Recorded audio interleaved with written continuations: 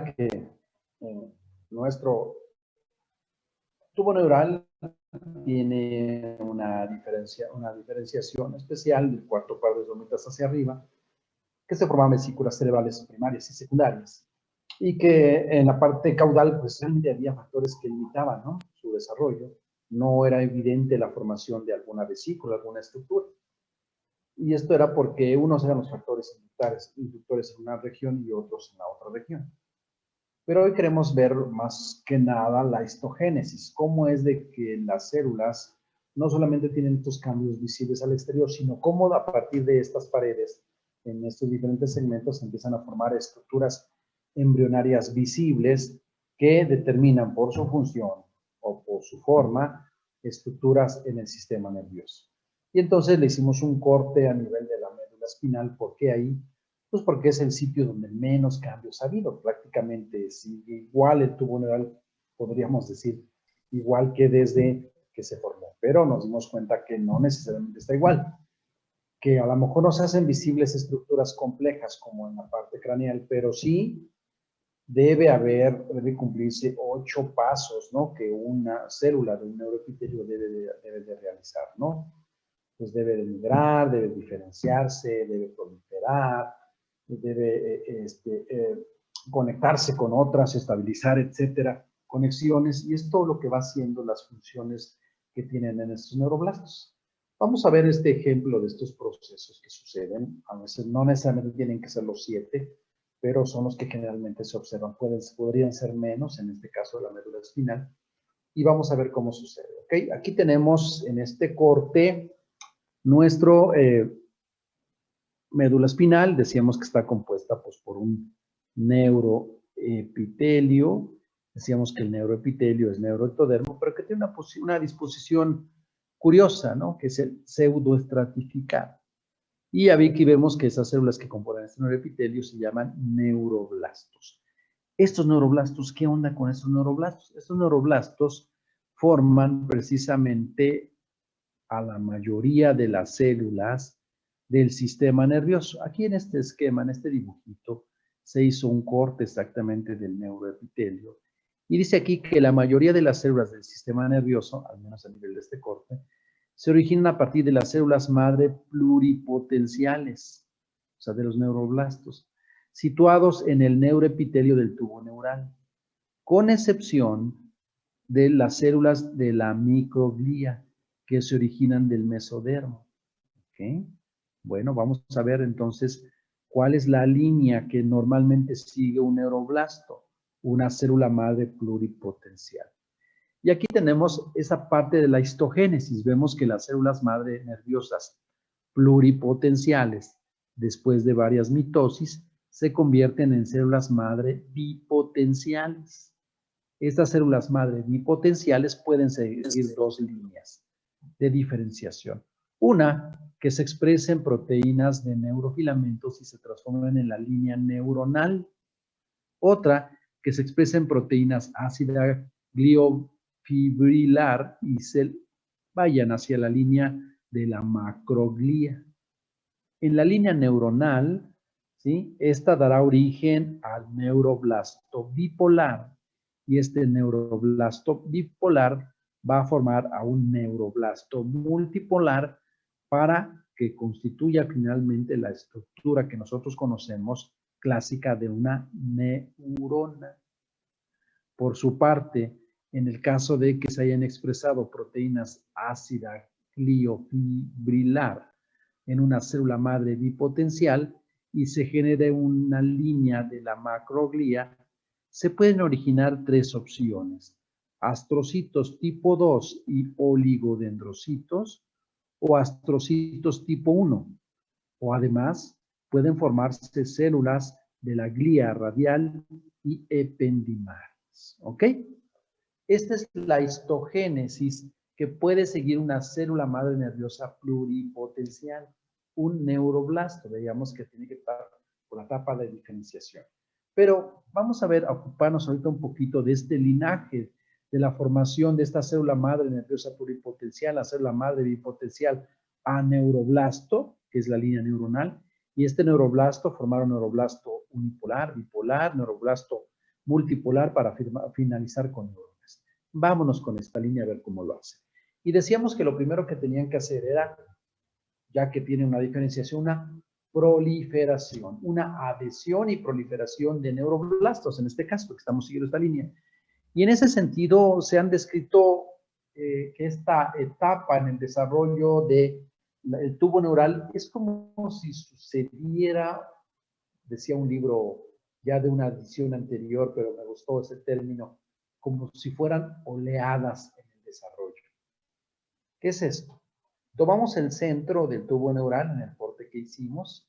Vamos a hacer aquí un esquema para que recordemos que el nivel del corte. Este es precisamente el tubo neural, sus 3 vesículas. Ahí está. Ya sabemos, prosencéfalo, mesencéfalo y romboencéfalo. Y después la médula espinal. El nivel del corte es este. Okay. Y entonces, una vez que hemos definido el nivel del corte, sabemos que en el centro hay una luz, que sería esta, y esa luz precisamente es el canal ependimal.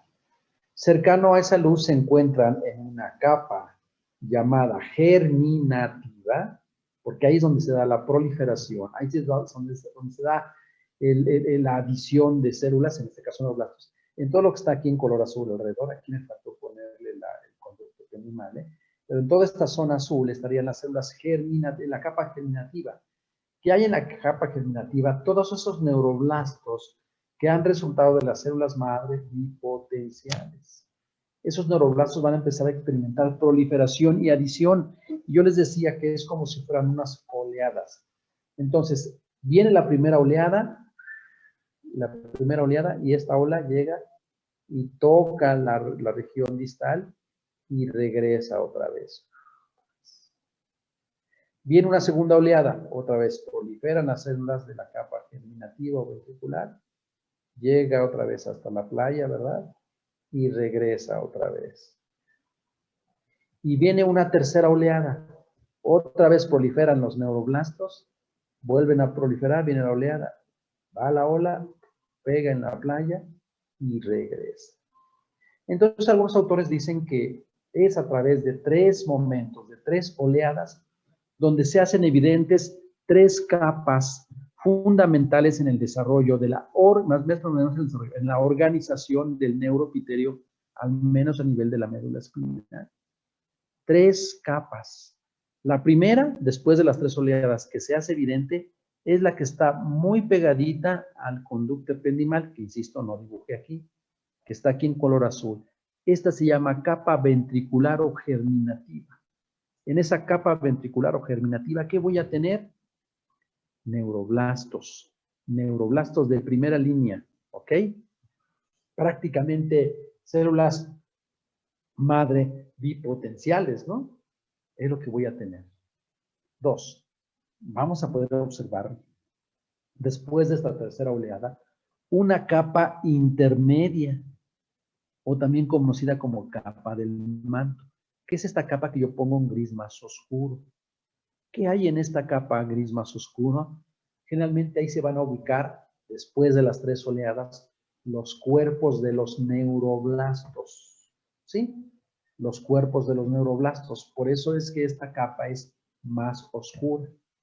Podríamos decir que a nivel de la médula espinal, esta capa, la capa intermedia o del manto, representa la sustancia gris. Siempre que vemos sustancia gris en el sistema nervioso, sabemos que ahí hay cuerpos de neuronas. En este caso son de neuroblastos. Y finalmente, después de las 3 oleadas, se hace evidente en la parte más distal una capa denominada capa marginal. Esta capa germinal es muy clara, inclusive puede ser hasta de color blanco. ¿Qué característica que encontramos en la capa marginal? Ahí se van a ubicar los axones de los neuroblastos. En la médula espinal podemos decir que es la sustancia blanca. ¿Ok? Entonces, después, ¿cómo se organiza el neuroepitelio a nivel de la médula espinal? Después de 3 oleadas, del centro hacia afuera, se hacen evidente que 3 capas. Capa ventricular o germinativa, capa intermedia o del manto y capa marginal. ¿Qué hay en la capa germinativa? Células madre bipotenciales, neuroblastos plenos. ¿Qué hay en la capa intermedia del manto? Cuerpos de neuroblastos. ¿Y qué hay en la capa marginal? Axones. ¿Ok? Axones, proyecciones citoplasmáticas. ¿Preguntas hasta ahí, chicos? No, ¿verdad? Bueno, pues ahora vamos a ver. Bueno, aquí hay algunos textos que me voy a atrever a leerlos que hablan sobre características de estas capas que acabo de describir, ¿no? Capa ventricular, intermedio del manto y germinativa, ¿no? Miren, la capa marginal, pero en la capa ventricular es el tubo neural, inicialmente está compuesto por neuroepitelio, neuroectodermo, organizado de forma columnar pseudoestratificada. Y aquí la vimos. Una primera ola de proliferación y diferenciación de neuroepitelio da origen a los neuroblastos, los cuales migran hacia la zona intermedia en la primera ola. 2. Una segunda ola de proliferación y diferenciación de neuroepitelio da origen a los glioblastos, los cuales migran hacia la zona intermedia y la zona marginal. ¿Ok? Y 3. El neuroepitelio que permanece en la zona ventricular da origen a los ependimocitos, tanicitos y células del plexo coroideo. ¿Ok? Okay. Muy bien. Bueno. ¿Qué hay con la zona intermedia? La zona intermedia contiene neuroblastos, los cuerpos en especial, ¿verdad? Los cuales de neuronas, aquí es de, por sus dendritas y axones. La zona intermedia también contiene glioblastos, los cuales se diferencian en astrocitos y oligodendrocitos.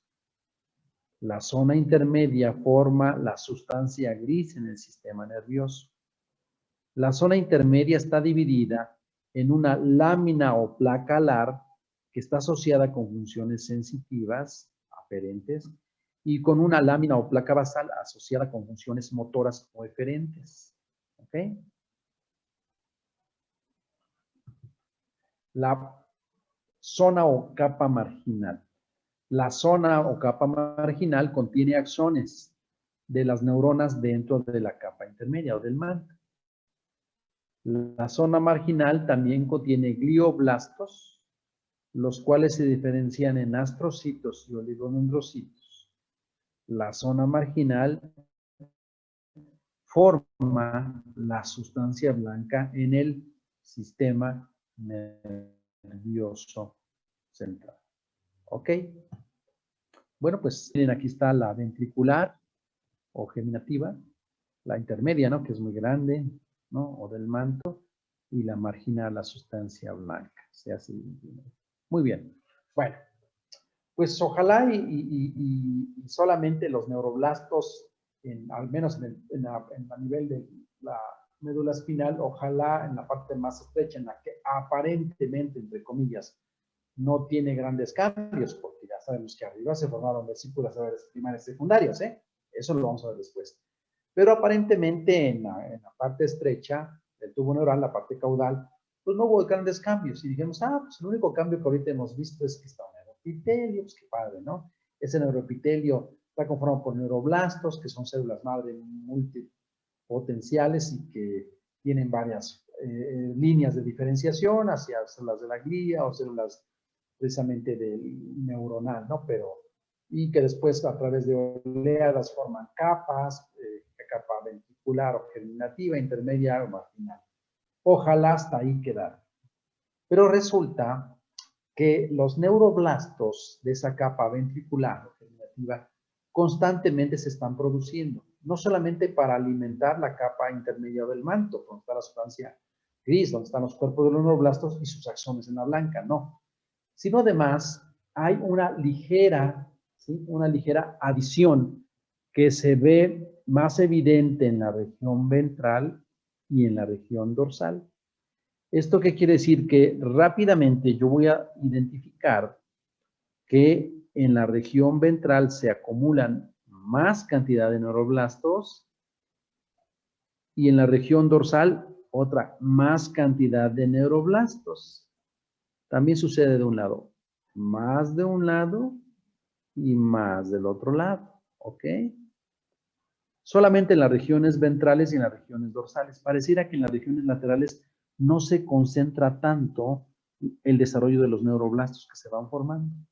Esto hace que las paredes del tubo neural formen placas, porque ya son estructuras visibles.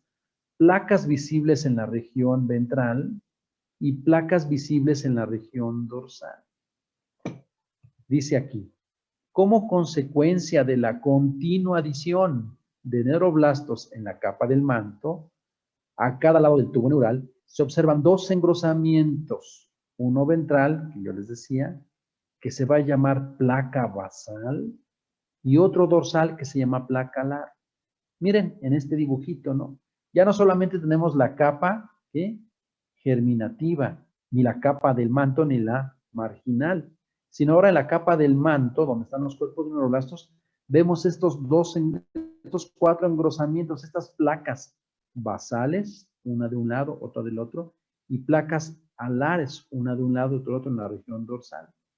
Las placas alares están relacionadas con funciones aferentes y las placas basales están asociadas con funciones eferentes. ¿Ok? Híjole, estos neuroblastos, ¿verdad? No solamente se organizan, se adicionan, sino ahora hasta están especificando el tipo de conexión para tener cierta función. Y eso que estamos aún en las regiones más inferiores del tubo neural, donde, insisto, entre comillas, aparentemente no tiene grandes cambios. ¿Ok? Hay placas alares y placas basales. Y las placas alares y basales, a su vez, hacen evidente otras dos proyecciones de sitios de la capa ventricular que limita el lado izquierdo y el lado derecho.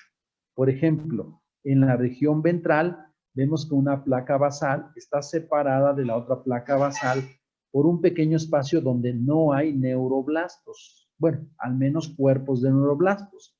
Hay neuroblastos de la capa germinativa.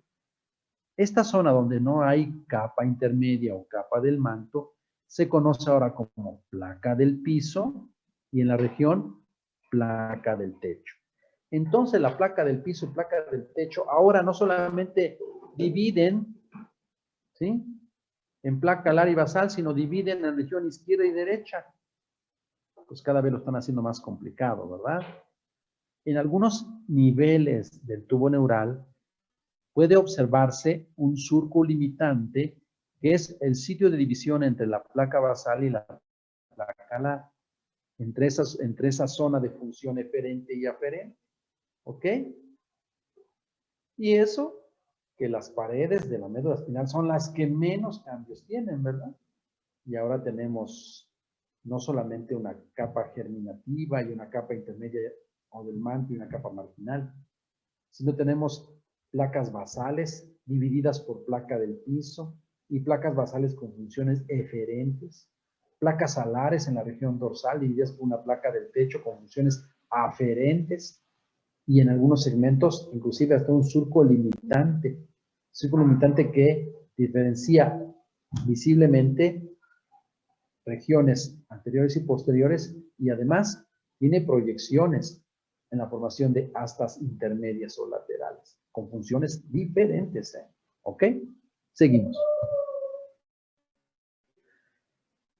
Bueno, pues, ¿habrá algún factor molecular que regule esto? Pues definitivamente tiene que haberlo, ¿no?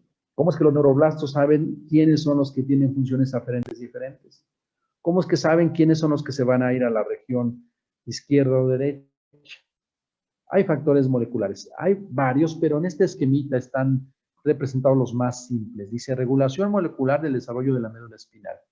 Hay gradientes de concentración entre el factor de crecimiento, perdón, el factor crecimiento transformante beta y el gen SONIC son los responsables, pareciera, de que se organicen de manera diferente en la región ventral que en la región dorsal.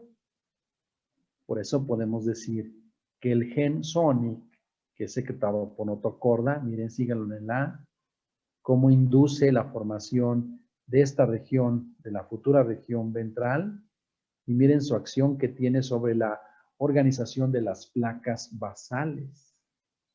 Podemos decir entonces que que el gen Sonic participa en ese establecimiento de zonas eferentes de placas basales. Por su parte, los genes PAX, el 3 y el 7, si se dan cuenta en los esquemas, se integran precisamente al tubo neural y tienen una participación importante en la organización de las estructuras del neuroepitelio, de ese neuroectodermo en la región dorsal. Por lo tanto, los genes PAX participarán en la organización de las funciones aferentes de la placa alar. En este esquema lo vemos nuevamente. Miren los genes PAX para toda la función precisamente de la placa alar en la región dorsal y la placa basal en la región ventral, ¿no? El Sonic, ¿ok? Entonces, ¿cuál es el factor molecular relacionado con la función aferente?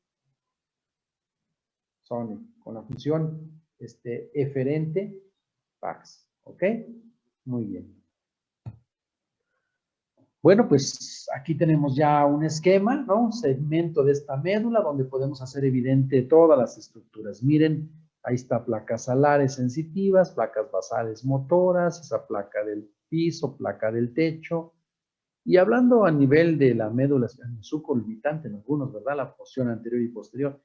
En algunos segmentos de la médula espinal inclusive está la concentración, no solamente de estas placas basales que están en este color azul, que sería la sustancia gris, que son los cuerpos neuronales, o sea, es la capa intermedia del manto, no. Sino se van a concentrar sus proyecciones citoplasmáticas en cúmulos. Esos cúmulos salen de la placa, de la capa intermedio del manto y llegan a la capa germinal, a la sustancia blanca. Y ahí hacen formaciones, cúmulos de proyecciones citoplasmáticas, o sea, cúmulos de fibras que forman unas estructuras que se llaman astas anteriores y astas posteriores. Miren, aquí se ve un asta, son raíces sensitivas y raíces motoras. Son estructuras visibles, dijimos. Puede haber neuroblastos, pero el cúmulo de neuroblastos puede hacer una estructura visible, como lo hacen la sustancia gris, en este caso en el corte de la médula, se ve la sustancia gris la forma que tiene. Ahora vemos que la sustancia blanca, donde hay axones, no está de manera dispersa en esta zona, sino se une y forma estructuras visibles. Es un complejo, una compleja red de haces de fibras, que son las astas posteriores sensitivas y las astas anteriores, que son motoras. También la sustancia blanca, los axones, vemos aquí, que forman estructuras visibles por su organización. ¿Ok? Bueno, pues eso es lo que podemos nosotros comentar precisamente de la médula, ¿no? De la médula espinal. Como vimos, se originó de la porción más estrecha del tubo neural, caudal a la flexión cervical y al romboencéfalo. La médula espinal y la zona intermedia en su neuroepitelio se forma por astas grises y dorsales y ventrales. Aquí está la estructura, que es la que revisamos nosotros, las capas en el neuroepitelio, las astas anteriores, las posteriores, las placas del piso, del techo, alares y basales, y los factores que determinan la función sensitiva y la función motora. ¿Ok? En la médula espinal, en la placa alar, que es la sensitiva, la placa alar o lámina alar es un engrosamiento dorsolateral en su zona intermedia. La placa alar a nivel de la médula espinal da origen a los neuroblastos sensitivos del asta posterior, que son regiones celulares aferentes somáticas generales y aferentes viscerales generales. La placa alar sensitiva a nivel de la médula espinal, ¿sí? Recibe axones del ganglio de la raíz posterior que entra en la médula espinal y se convierte en las raíces posteriores, o sea, sensitivas.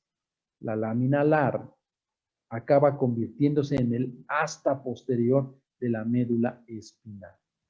Por su parte, la porción anterior, la porción ventral, esa placa basal a nivel de la médula espinal, esta placa basal es un engrosamiento ventrolateral de la zona intermedia. La placa basal da origen a los neuroblastos motores de las astas anteriores y lateral, o sea, de regiones celulares aferentes somáticas viscerales, somáticas generales, perdón, y eferentes viscerales generales. La lámina basal de la médula espinal proyecta los axones de los neuroblastos motores que salen de la médula espinal y se convierten en las raíces anteriores motoras. La lámina basal de la médula espinal acaba por convertirse en el asta anterior de la médula espinal. ¿Ok? En algunas zonas decíamos que existe el surco limitante, por ejemplo, la médula espinal, que marca la diferencia entre región anterior y región posterior. El surco limitante, entonces, es un surco longitudinal en el que la pared lateral del tubo neural, que aparece durante la cuarta semana de desarrollo y separa las láminas alar y basal.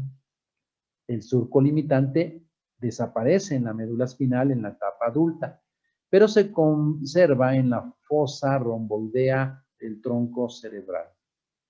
El surco limitante se extiende desde la médula espinal hasta el mesencéfalo rostral. La placa del techo y del piso a nivel de la médula espinal.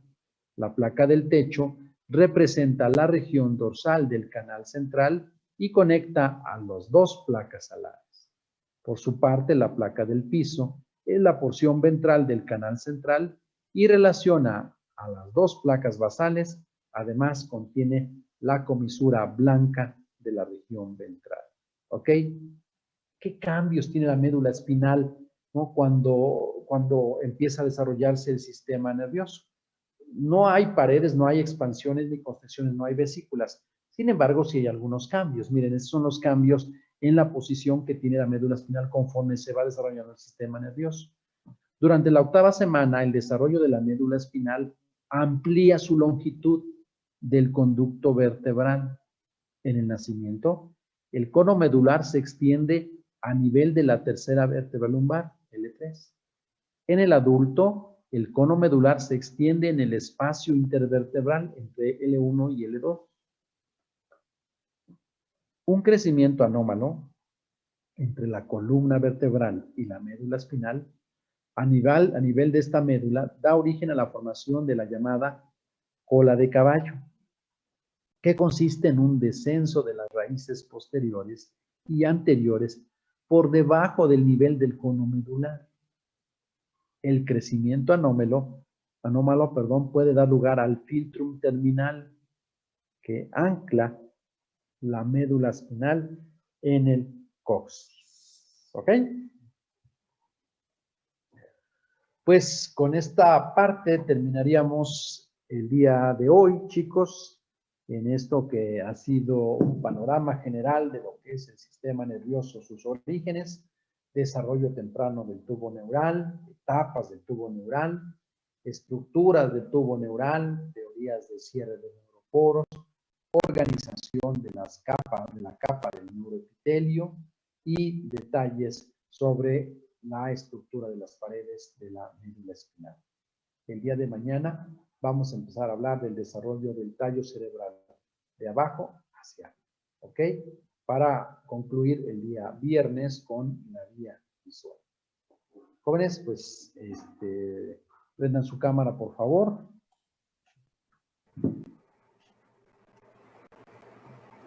Les agradezco que hayan puesto atención. Fue una jornada complicada para su servidor. Empecé antes de las 7 de la mañana para terminar digestivo. Y pues hoy sí estoy desquitando, ¿verdad? Entonces ya estoy un poco agotado. Por eso es que termino a la 1. Normalmente yo termino 2:30 o 3 de la tarde, pero hoy terminamos a esta hora porque empecé a las 7 de la mañana. Espero me entiendan. Revisen, mañana vamos a observar los aspectos que tienen que ver con el desarrollo el desarrollo está por caducar esta sesión, el desarrollo precisamente del tallo cerebral. ¿Ok? ¿Alguna pregunta, claro, algún comentario? ¿Qué dicen? No les voy a dejar tareas ni nada. Yay. Entonces, tengo que dejar tareas, ¿no? Normalmente. Entonces, ¿qué van a hacer ustedes? ¿Nada? ¿La tarde? Estudiar, profe, arduamente para mañana. Estudiar. Bueno, ya está el compromiso. Estudiar. Tenemos un trabajo de anatomía todavía. ¿Cómo creen? ¿Quién les dejó eso? Eso no puede ser. Doctor Colón. Colón. No, eso no puede ser. Ya quedamos el acuerdo cambia que no debemos invadir nuestros tiempos. Eso le dijimos, pero voy a dejarles no comprendió. para que Dígale, Doc, dígale. No, pues voy a dejar mi trabajo para que no hagas el trabajo de ellos. Bueno, apúrense, al menos por el día de hoy no les voy a dejar actividad, ya mañana, pasado mañana nos lo ponemos en las actividades para que hoy me empiece yo a recuperar. Mañana nos vemos a las 9 de la mañana, chicos, ¿no? Empezamos normalmente a las 9 en esta misma plataforma o con el mismo código y la misma clave. Que tengan una excelente tarde. Saludos, Muchas chicos. gracias, Doc. Ya Igualmente, descanse un doctor. rato.